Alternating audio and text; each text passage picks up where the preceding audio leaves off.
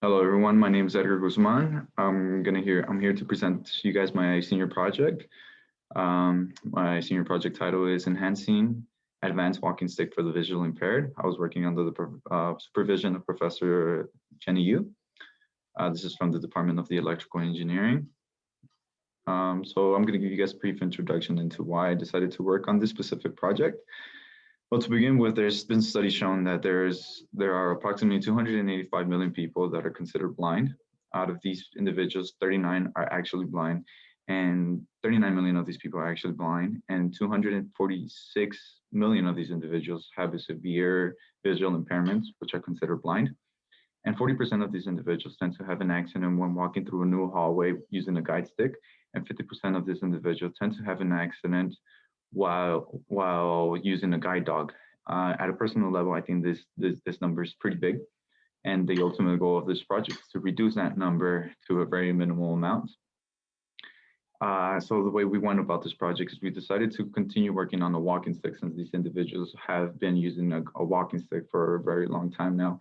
So it would be ideal to continue using something that they're very comfortable with. However, there was a little drawback from continuing using the walking stick, is the fact that you're using the circuitry and all the mechanism within that walking stick.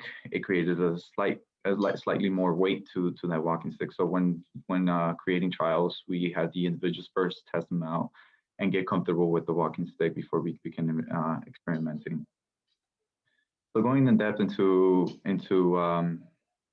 my project, we used various components. One of the components is called the LiDAR. We use a Tinsy, which is a sort of an Arduino, which is a microcontroller. We use a motor driver, a GPS unit, an IMU, which is an inertia measurement unit, which is used as a compass. We also use a voltage regulator. Since we used the 15-volt LiPo battery, we needed to reduce that voltage in order to power up the rest of the components, while the 15 volts powered up the motor. Doing so, as you can see on where my cursor is at, this is the images of the components put in together. At the bottom of the walking stick, we have the motor with the robotic wheel, which spin into the direction that is more free.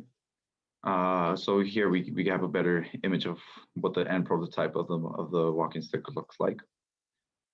So the way we incorporated all this together is for the LiDAR, which is the sensor, spins at a 360-degree angle and captures obstacles at a 360-degree angle.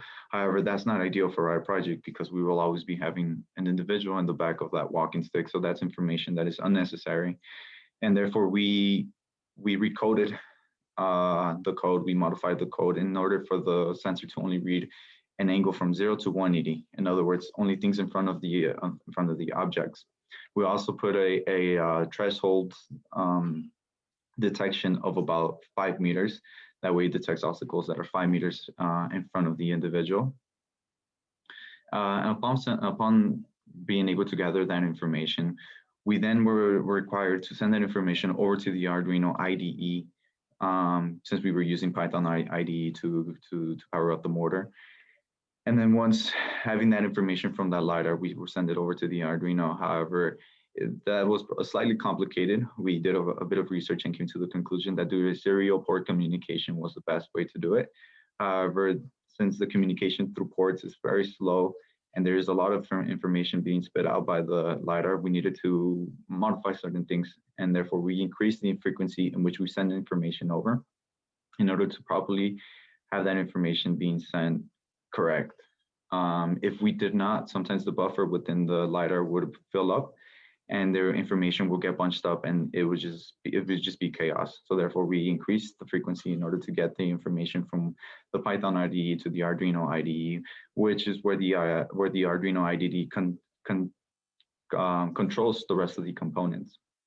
And the way we send information over was we would design the algorithm within the Python IDE that had the following instructions: slight left turn, forward, slight right, and right, which is 1, 2, 3, 4, 5. So each direction was set to a specific number, 1, 2, 3, 4, and 5 respectively.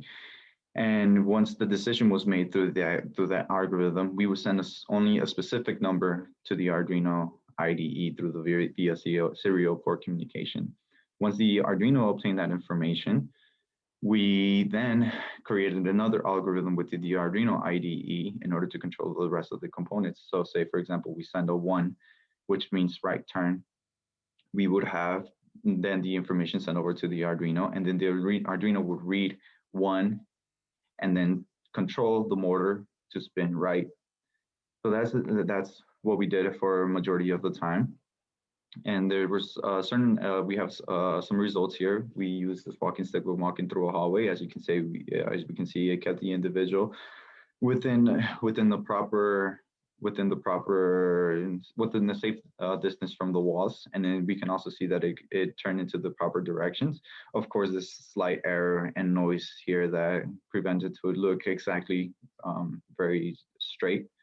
But ultimately, we can see that it was able to accomplish the goal of keeping the individual within a safe distance from the wall and turning to the safe direction.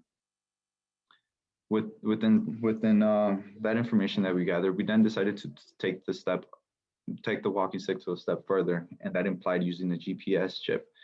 Using the GPS chip, we would use waypoints in order to grab the individual from point A to point B. Many of us have seen when we open up Google Maps that there's when we click the walking options, there's waypoints. So we wanted to take that same approach. Using waypoints from a starting point to the end point, the individual would input their location and their final destination. And with what the algorithm was supposed to do is within 2 meters from the next waypoint, it would then allocate to the GPS will allocate to the next waypoint and so on. And that's where the IMU, inertial measurement unit, would come in handy as it served as the compass to turn left, right, and ultimately knew where north was and ultimately turned the walking stick to face the correct direction. Simultaneously, we would also have the LiDAR working in order to avoid obstacles within its way. Have the GPS working to guide us where we need to go, and have the IMU measurement unit to face us into the correct direction. Upon that, all this would work simultaneously and would properly control the spin of the motor. So there's, of course, like any project, there's always more room to improve on.